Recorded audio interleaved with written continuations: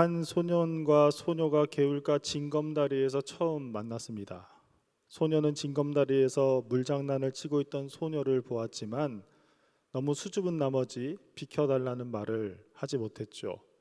그저 소녀가 비켜주기를 기다릴 뿐이었습니다. 그러자 소녀는 이 소년을 향해서 이 바보 하고 조약돌을 던졌습니다. 소녀는 소녀가 던진 조약돌을 주머니에 간직하였지요. 며칠째 보이지 않던 소녀는 다시 만난 소년과 함께 산 너머 소풍까지 가게 됐습니다. 내용은 상당히 중약됐다라고 이해하시면 됩니다. 논을 달리기도 하였고 무밭에서 무도 뽑아 먹기도 하였고 꽃묶음을 소녀에게 건네기도 하였습니다. 소녀는 소녀에게 잘 보이기 위해서 송아지 등을 타는 용기도 보이게 되었습니다. 산에서 내려오다 갑자기 내린 소나기에 소년과 소녀는 수수단으로 몸을 피하게 됩니다. 소나기가 그치고 강을 건너려고 하는데 물이 상당히 불어 있었고 소녀는 소녀를 업고 강을 건넜습니다. 오랜만에 만난 소녀는 소나기를 맞은 것 때문에 매우 아팠고 대추를 건네며 자신이 이사를 간다라는 소식을 알려주었습니다. 소녀가 입고 있던 분홍색 스웨터에는 소년에게 업혔던 날의 그 진흙이 묻어서 얼룩져 있었습니다. 소녀가 이사 가기 전날 소녀는 잠결에 소녀가 유언을 남기고 죽었다는 소식을 듣게 됩니다. 그 유언은 자기가 죽거든 자기가 입던 옷을 꼭 그대로 입혀서 묻어달라는 유언이었습니다. 황순원 작가의 소나기는 순수한 소년과 소녀의 사랑과 애틋한 이별을 담아낸 소설입니다. 제가 그 줄거리를 이야기 드렸는데 여러분들 다 아실 것입니다. 제가 어릴 때 이 작품을 읽으면서 참으로 비극적인 사랑이다라고 생각을 했는데 어른이 돼서 이 이야기를 읽어본 다음에는 저 소녀만큼 행복한 인생의 마침을 가진 사람도 별로 없을 것이다라는 생각을 하게 되었습니다. 왜냐하면 소녀는 사랑이 변하는 것을 보지 못했기 때문이죠. 2010년에 개봉한 500일의 썸머라는 영화가 있습니다. 이 영화 또한 남녀 간의 사랑에 대한 이야기를 다루고 있는데 저 남자가 톰이라는 사람이고 저 여자가 서머라는 여자 주인공입니다. 저 둘이 만나서 이별한 후에까지의 500일의 시간을 다룬 영화가 바로 이 500일의 썸머라는 영화입니다. 그래서 이 영화에는 사랑과 이별이 모두 담겨져 있습니다. 이 서머라는 여성은 톰이 다니던 회사의 비서로 들어오게 됐습니다. 톰은 그녀를 보자마자 첫눈에 반했고 이 둘은 음악 취향이나 유머 코드 등 서로의 공감대를 형성하면서 매우 가까워졌습니다. 시간이 흘러 톰은 점점 서머에게 빠져들었고 그녀가 자신의 운명이라고 확신했지요. 하지만 서머는 우린 그냥 즐기는 사이야 라며 굉장히 애매모호한 입장을 취하였습니다. 시간이 지날수록 서머는 점점 감정을 닫기 시작했고 톰은 이런 그녀의 모습에 큰 혼란을 느끼게 되지요. 그리고 결국 그녀는 톰에게 이별을 통보합니다. 시간이 흘러 톰은 우연히 서머를 만나게 되었는데 그녀가 결혼을 했다는 사실을 알게 됩니다. 톰은 굉장히 충격을 받지만 그가 훨씬 더 충격을 받은 것은 그녀의 대답이었습니다. 서머는 톰에게 이렇게 이야기합니다. 난 너와 있을 땐 사랑이 없다고 생각했지만 지금의 남편을 만나고 알게 되었어. 이후 톰은 대기실에서 오텀이라는 여성을 만나며 또 다른 사랑의 가능성을 보여주는 장면으로 이 영화가 끝이 납니다. 달콤한 첫 만남을 시작으로 자신의 모든 것을 불태우며 사랑했던 사람에게 난 너와 있을 땐 사랑이 없다고 생각했지만 지금의 사람을 만나고 사랑을 알게 되었다라는 말을 들었다면 얼마나 큰 충격을 받았을까요? 자신의 모든 것을 부정당하는 느낌이 들 것입니다. 그리고 그 이유에 대해서도 굉장히 궁금하겠죠. 분명 달콤했던 것은 자신만이 아닐 텐데 어떠한 이유로 그 사람이 사랑을 느끼지 못했는가에 대한 이유 말입니다.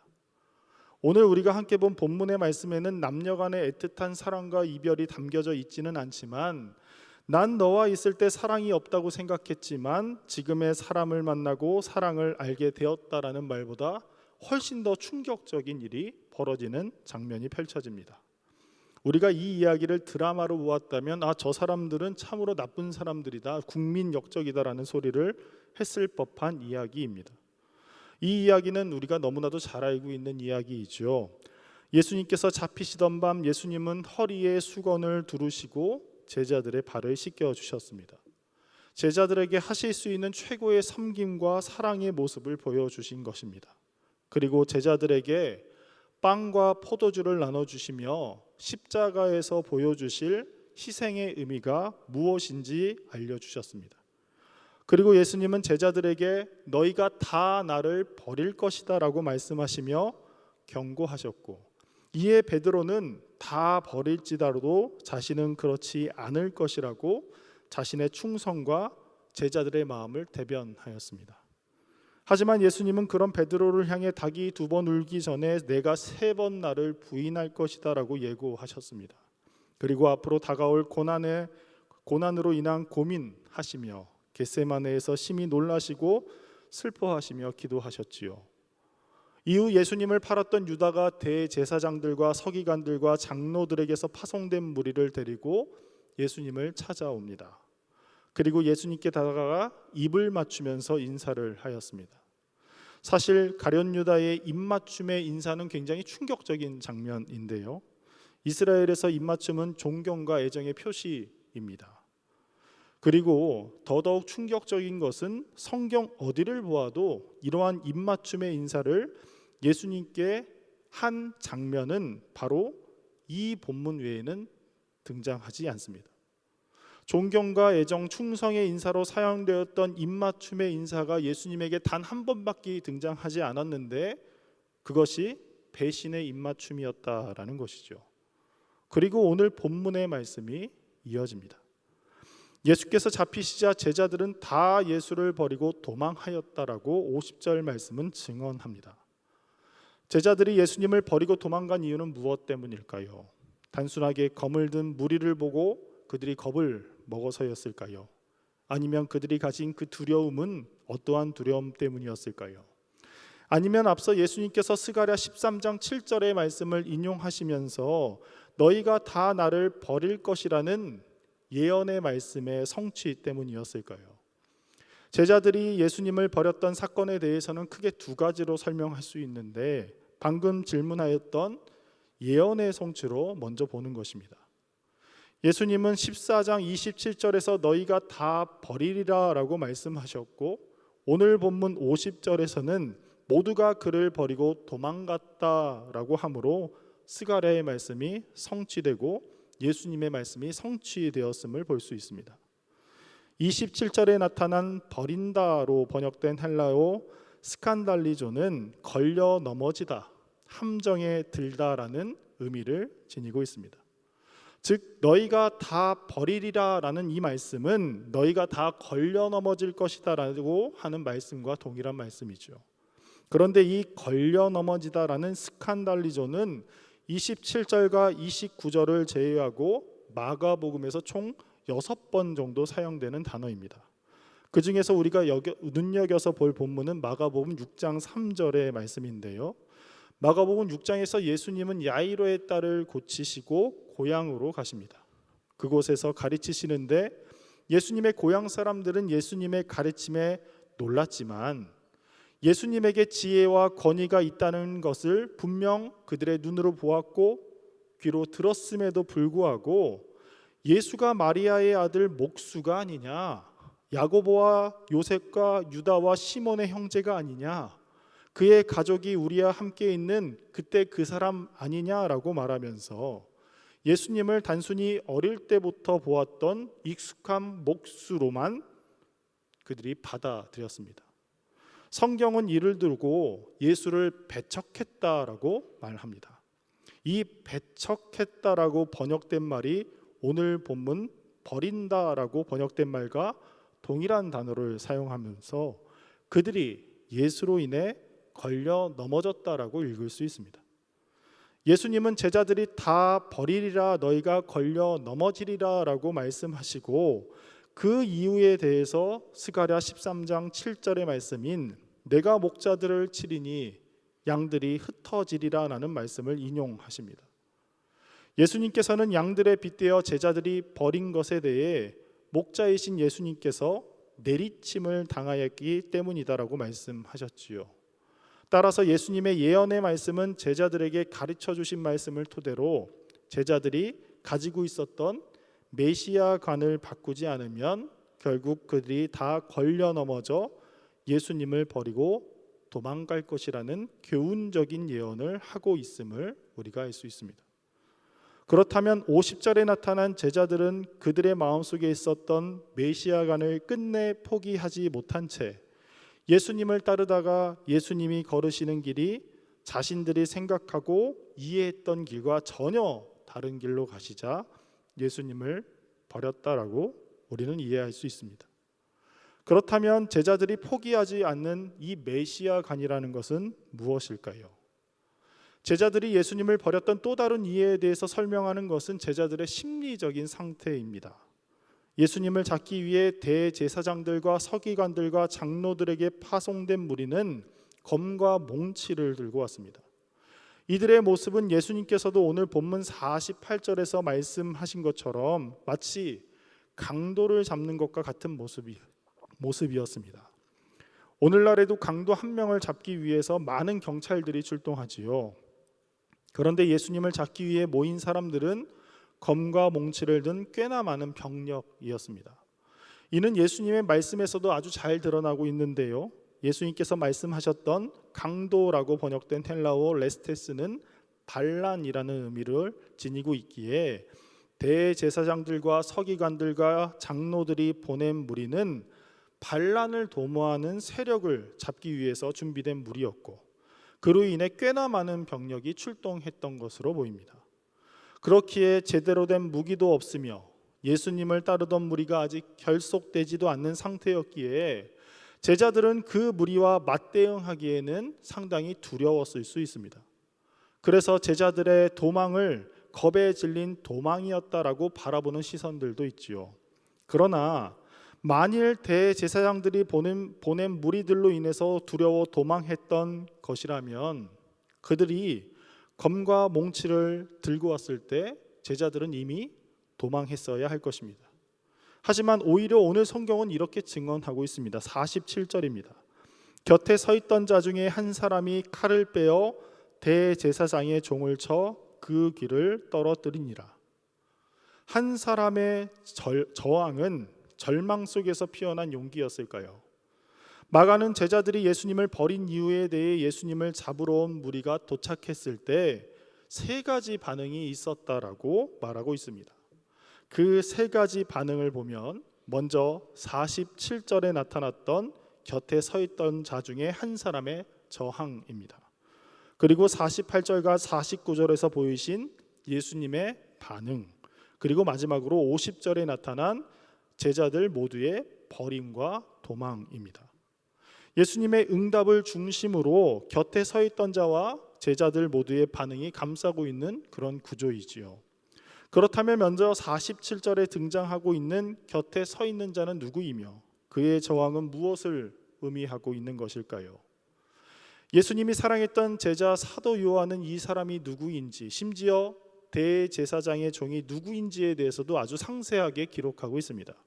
이에 시몬 베드로가 칼을 가졌는데 그것을 빼어 대제사장의 종을 쳐서 오른편 귀를 베어버리니 그 종의 이름은 말고라. 사도 요한은 예수님 곁에 서 있던 사람이 바로 베드로였다라고 증언하고 있습니다.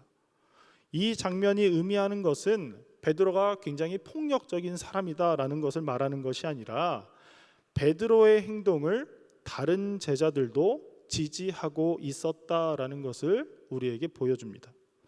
베드로의 돌발 행동처럼 보인 이 장면에서 어떤 제자도 동요하지 않고 예수님 곁에 서 있었기 때문이죠. 그들은 모두 베드로가 예수님께 고백했던 것처럼 죽음을 각오할 용기를 가지고 있었습니다. 사실 이러한 베드로의 행동 그리고 제자들의 행동은 매우 당연한 모습이라고 말할 수 있습니다. 예수님께서 제자들을 부르셨을 때 제자들에 대한 묘사는 늘 비슷비슷하게 나타납니다. 갈릴리 해변으로 지나가시다가 시몬과 그 형제 안드레가 바다에 금을 던진 것을 보시니 그들은 어부라. 예수께서 이르시되 나를 따라오라. 내가 너희로 사람 낚는 어부가 되게 하리라 하시니 곧 그물을 버려두고 따르니라. 조금 더 가시다가 세베대의 아들 야고보와 그 형제 요한을 보시니 그들도 배에 있어 그물을 깁는데 곧 부르시니 그 아버지 세베대를 품꾼들과 함께 배에 버려두고 예수를 따라가니라. 그 후에 예수께서 나가사 레이라 하는 세리가 세간에 앉아 있는 것을 보시고 나를 따르라 하시니 그가 모든 것을 버리고 일어나 따르니라. 모두가 다 버리고 따랐다라고 등장하고 있습니다. 그리고 예수님께서 부자 청년을 두고 하신 낙타가 바늘기로 들어가는 것이 부자가 하나님 나라에 들어가는 것보다 쉽다라고 말씀하실 때 베드로는 이렇게 예수님에게 말하였지요. 베드로가 여짜와 이르되 보소서 우리가 모든 것을 버리고 주를 따랐나이다. 이처럼 예수님을 따랐던 제자들은 예수님을 따르기 위해 모든 것을 다 버렸습니다. 그리고 예수님이 잡히시기 직전 제자들은 제사장들이 보낸 무리와 무력으로 대치를 하고 있었습니다. 하지만 예수님의 말씀 이후 제자들은 모두가 다 예수님을 버리고 도망갔습니다. 무엇이 그들의 행동을 급작스럽게 변하게 한 것일까요? 예수님께서 제자들과 빌립보 가이사라를 지나실 때 길에서 제자들에게 물으셨죠. 사람들이 나를 누구라 하느냐? 그리고 제자들에게도 물으셨습니다. 그렇다면 너희는 나를 누구라 하느냐? 그때 베드로는 이렇게 대답합니다. 주는 그리스도시니이다. 예수님을 향해 메시아, 그리스도로 고백한 베드로는 예수님의 순환 예고와 죽으심에 대해 예수님을 꾸짖으며 막아섰습니다. 베드로의 막아섬은 베드로 한 개인의 오해로 말미암은 막아섬이라고 말할 수 없습니다. 베드로의 고백 후 이 일에 관해 아무에게도 말하지 말라는 이 예수님의 경고가 모든 제자들에게 향했다는 것은 다른 모든 제자들도 베드로와 같은 메시아에 대한 생각을 하고 있었음을 알게 해줍니다. 그래서 예수님을 향한 베드로의 항변은 모든 제자들을 대변한 것이지요. 예수님의 제자들이 가졌던 메시아에 대한 생각, 메시아 상은 어떤 것이었을까요? 인자의 고난 받는 길을 막아서는 베드로의 모습을 생각해 본다면 그들의 생각에는 예루살렘에서 로마의 하수인으로 전락해버린 대제사장에 의해 체포되어 죽임당하는 무력한 메시아는 그들의 생각에 없었습니다. 그들이 기대했던 메시아는 다윗 왕조의 명맥을 이어가는 새로운 독립국가를 세우는 인물이었습니다. 로마 장군 폼페이우스의 예루살렘 침공 전후에 기록된 것으로 알려진 솔로몬의 시편들에서는 다윗의 아들이자 그리스도의 출현을 기대하면서 이렇게 말하고 있습니다. 보십시오 주님 그들에게 왕을 일으키소서. 하나님께서 선택하신 시간에 당신의 종 이스라엘을 다스릴 다윗의 자손을 그에게 힘을 둘러주시고 불의한 통치자를 멸하시고 예루살렘을 밟아 파괴시키는 이방인들에게서 예루살렘을 정화하소서. 철창으로 그들의 모든 재상을 부수시고 그의 입의 말씀으로 무법한 이방인들에게서 그가 멸하게 하소서.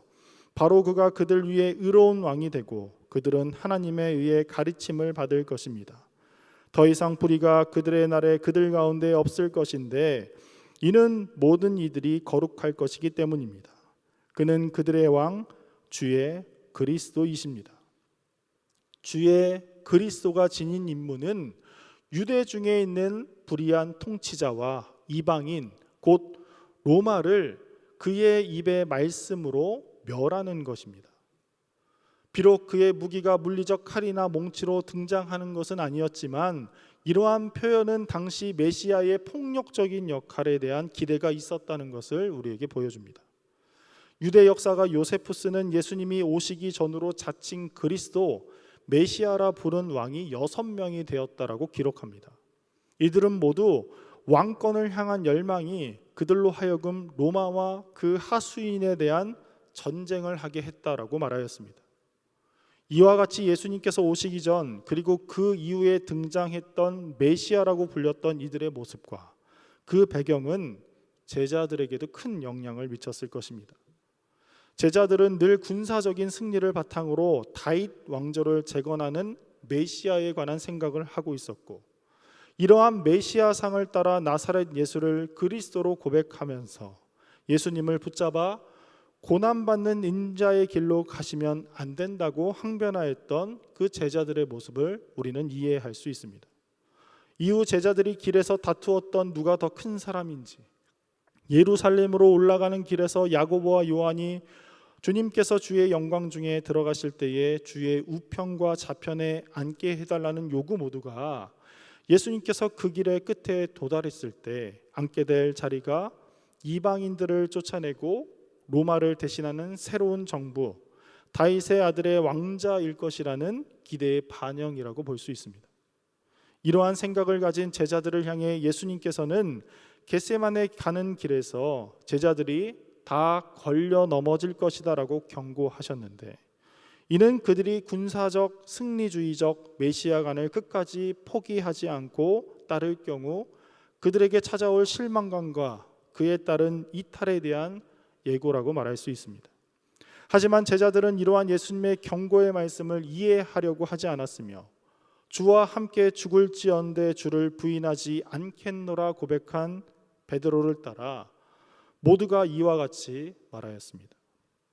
제자들의 이러한 모습은 예수님을 따라 함께 싸우고 끝까지 저항할 것이라는 굳은 결의를 다진 것이죠. 따라서 곁에 서 있던 사람 중에 한 사람, 곧 제자 중 하나였던 베드로가 몽치와 검을 들고 온 무리 중에 하나인 말고의 신체에 해를 가하는 모습은 그들에게 그릇된 메시아관을 따라 한 맹세에 대한 행위라고 말할 수 있습니다. 이러한 생각을 지니고 행동한 제자들을 향해 예수님은 이러한 반응을 보이고 계십니다. 48절과 49절 말씀입니다. 예수께서 무리에게 말씀하여 이르시되 너희가 강도를 잡는 것 같이 검과 몽치를 가지고 나를 잡으러 나왔느냐. 내가 날마다 너희와 함께 성전에 있으면서 가르쳤으되 너희가 나를 잡지 아니하였도다. 그러나 이는 성경을 이루려 함이니라 하시더라. 예수님의 말씀을 두 부분으로 나누어서 볼 수 있습니다. 48절에 예수님께서는 체포자들이 칼과 몽치를 들고 자신을 잡으러 온 것을 자신을 강도, 반란자로 오해했기 때문이라고 지적하십니다. 아까도 말씀드렸다시피 강도, 반란자는 로마뿐만이 아니라 그 하수인을 살해하는 정치적인 세력을 가리키는 말입니다. 제사장들과 서기관들과 장로들은 예수님을 폭력적인 방식으로 자신들의 생명에 위협을 가할 존재라고 인식하고 있었던 것이죠. 그리고 49절에서 예수님의 말씀을 살펴보면 내가 날마다 너희와 함께 성전에 있으면서 가르쳤으되 너희가 나를 잡지 아니하였도다 라는 말씀을 통해서 나는 은밀하게 행동한 강도가 아니기에 대낮에도 성전에서 나와 가르쳤고 너희들도 그것을 확인할 수 있었다라는 의미를 드러내시며 너희들이 생각하는 무력을 가지고 새로운 나라를 세워나가는 존재가 아님을 말씀하고 계십니다. 하지만 예수님은 단순히 본인이 강도가 아님을 반론하시기 위한 말씀만 하시지는 않으셨습니다. 이러한 사건, 예수님을 강도를 오해함으로써 예수님을 잡아 폭력적 행사를 가하는 사건을 단순히 그들의 무지와 오해로 일어난 일이 아니었음을 말씀하고 계시지요. 그러나 이는 성경을 이루려 함이니라 하시더라. 분명하게 너희가 나를 무력으로 봉기할 반란적 존재로 오해하여 나를 잡으러 왔지만 이는 성경을 이루려 함, 즉 하나님의 예언의 말씀을 성취하기 위함이다라고 말씀하십니다. 예수님께서는 가룟 유다의 배신, 제자들의 배신, 로마 당국자들과 유대 지도자들의 폭력적 행위가 분명히 좋은 일은 아닌 것을 잘 알고 계셨지만 하나님께서는 이러한 인간의 배신과 폭력 가운데에서도 하나님의 일과 뜻을 이루실 수 있는 분이시라는 믿음을 우리에게 보여주고 계신 것입니다. 이것이 바로 악을 멸하고 하나님의 통치, 평화를 선포하러 오신 예수님께서 악인의 손에 붙잡히는 순간에서도 성경이 성취되어야 한다, 하나님의 말씀이 이루어져야 한다고 말씀하셨던 이유입니다. 이러한 예수님의 말씀 이후 제자들은 예수님 곁을 떠나 도망하였습니다. 오늘 50절 말씀입니다. 제자들이 다 예수를 버리고 도망하니라. 우리 성경에는 나타나 있지 않지만 50절 말씀은 접속사로 시작합니다. 그래서 앞서 그러나 이는 성경을 이루러 함이니라 하시더라. 그러자 제자들이 모두 다 예수님을 버리고 도망갔다라고 설명할 수 있습니다. 앞서 본 것 같이 제자들은 예수님을 잡으러 무리들이 왔음에도 한 명의 이탈자도 없이 예수님 곁을 지켰고, 한 제자는 칼을 휘둘르기까지 했습니다. 예수님과 끝까지 함께 하겠다는 각오가 드러난 것이죠. 하지만 제자들의 상황은 예수님의 응답이 끝나자마자 급변하였습니다. 제자 모두가 다 예수님을 버리고 도망간 것입니다. 제자들은 예수님의 말씀을 듣기 전에는 예수님과 함께 하려고 하였지만 메시아 예수 그리스도의 결단이 담긴 말을 듣고는 이제는 더 이상 우리가 예수님을 따를 필요가 없다라는 판단을 내린 것이죠. 이렇듯 제자들이 도망간 시점을 통해 우리가 알 수 있는 것은 제자들이 예수님 곁을 도망간 이유가 무리에 대한 두려움이 아니라 예수님의 말씀 때문임을 말해주고 있습니다. 예수님은 강도를 잡듯이 칼과 몽치를 들고 예수님을 잡으려 한 것이 하나님의 뜻이 이루어지기 위함이라는 상황에 대한 이해와 판단이 있으셨습니다. 하지만 제자들은 예수 그리스도가 악인을 물리치기 위한 싸움을 하기는커녕 순순히 사로잡혀 가겠다는 입장을 내놓은 것으로 이해하였습니다. 악인을 멸하고 하나님 나라를 이 땅에 세우고자 오신 분께서 악인에 의해 사로잡히는 것이 하나님 뜻이라고 말하고 있는 아주 무력해 보이는 모습의 메시아는 그들이 더 이상 따라야 할 메시아가 될 수 없다라는 판단이었죠. 제자들의 버림과 도망은 이러한 생각과 판단으로부터 나왔습니다. 결국 제자들이 가지고 있었던 예수님에 대한 생각과 판단, 메시아에 대한 잘못된 입장이 제자들이 예수님을 버리고 도망간 이유입니다. 제자들이 버리고 도망갔다라고 표현된 이 말은 예수님의 부름으로 시작된 스승과 제자의 관계가 완전히 깨어지는 것처럼 보이게 만듭니다. 예수님께서 베드로와 안드레를 보시고 내 뒤에 따라오라 라고 말씀하셨을 때 그들은 그물을 버려두고 그를 따랐다라고 성경은 기록합니다. 이어지는 야고보와 요한을 불렀을 때에도 그들은 아버지와 배를 버려두고 예수님의 뒤를 따라갔다라고 성경은 기록하지요. 그런데 지금 그들은 그물과 아버지와 배까지 버리면서까지 따랐던 예수님을 버리고 제 갈 길로 가버렸습니다. 더불어 예수님께서 12를 세우신 목적 중에 하나였던 그와 함께 있도록 하기 위함을 깨트리고 예수님을 떠나갔습니다. 스승과 제자의 관계가 완전히 깨어진 모습입니다. 분명 예수님께서는 제자는 자기 십자가를 지고 주님을 따르는 이라고 늘 말씀하셨지만 제자들은 메시아는 악한 이들과 무력으로 싸워 이기는 이라는 생각을 떨치지 못한 결과입니다. 우리는 예수 그리스도를 우리의 주님, 우리가 따라야 할 길이라고 말합니다. 예수님의 말씀을 따라 넓은 길이 아니라 좁은 길을 선택하며 살아가는 사람들이라고 고백하지요. 하지만 우리의 삶의 자리에서 진정 넓은 길과 좁은 길이 놓여 있을 때 우리는 좁은 길을 진정한 길이라고 생각하며 선택할 수 있는 눈을 가지며 살아가고 있을까요? 넓은 길을 보면서 그 길도 하나님께서 허락하신 길이며 그 넓은 길이 내 눈에는 좁은 길처럼 보인다라고 생각하며 그 길을 선택해서 걸어가고 있는 것은 아닐까요? 며칠 전 우리는 광복 80주년을 기념하는 광복절을 지냈습니다. 일제 강점기 시절 한국 교회사에는 신사참배를 하였다는 아주 부끄러운 흔적이 남아 있습니다. 1940년부터 1945년 사이에 매 주일마다 예배를 드린 교회는 사실 다 신사참배를 한 교회라고 볼 수 있습니다. 신사참배를 하지 않으면 교회의 문을 닫았기 때문입니다. 물론 한국 교회사에는 신사참배 반대로 50명이 순교하셨고 2천여 명의 이상이 수감되어 신앙을 지키신 분들도 계셨습니다. 8.15 조국의 광복이 찾아왔고 1945년 8월 17일 신사참배의 반대자들이 모두 처형당할 예정이었습니다.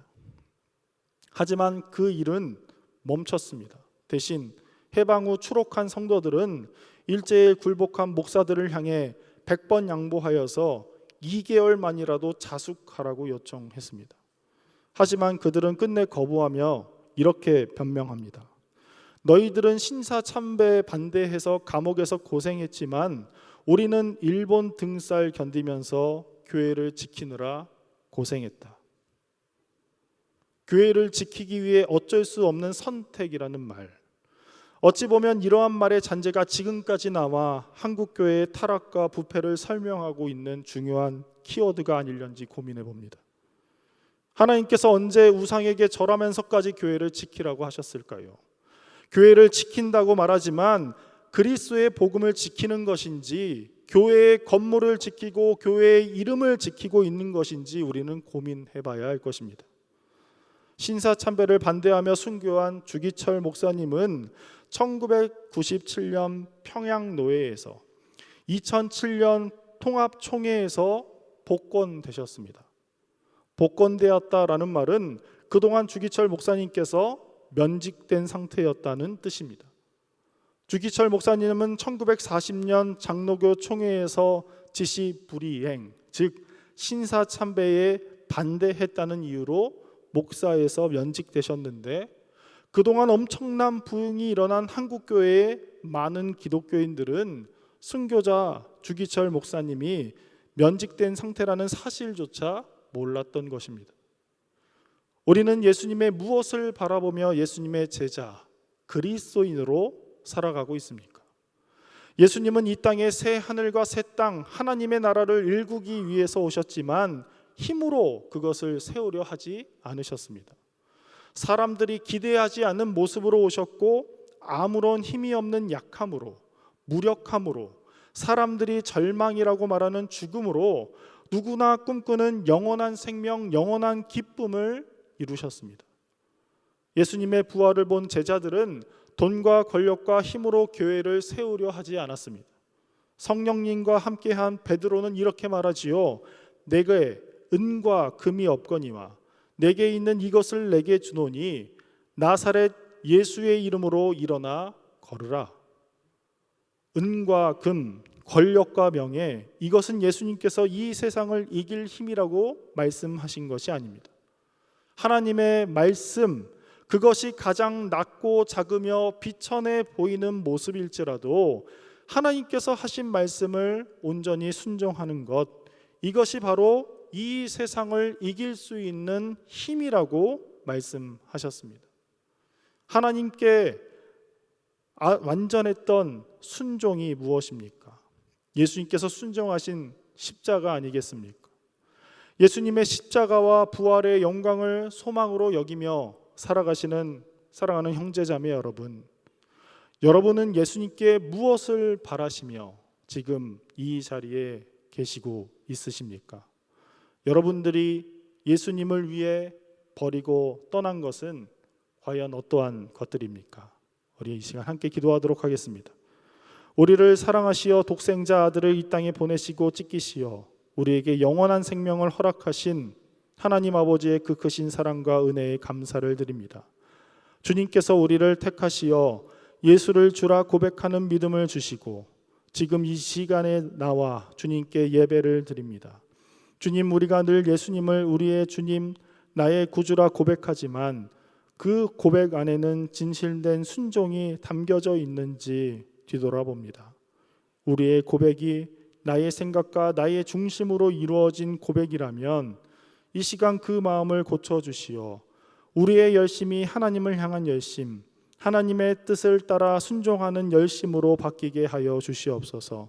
세상과 동일한 힘과 방법으로 행하는 자 되지 않게 하시고 우리를 위해 일하시는 하나님을 온전히 의지하는 믿음의 능력으로 세상에 주님의 빛을 비추이는 제자들 되게 하여 주시옵소서. 감사드리오며 예수님의 이름으로 기도드리옵나이다. 아멘.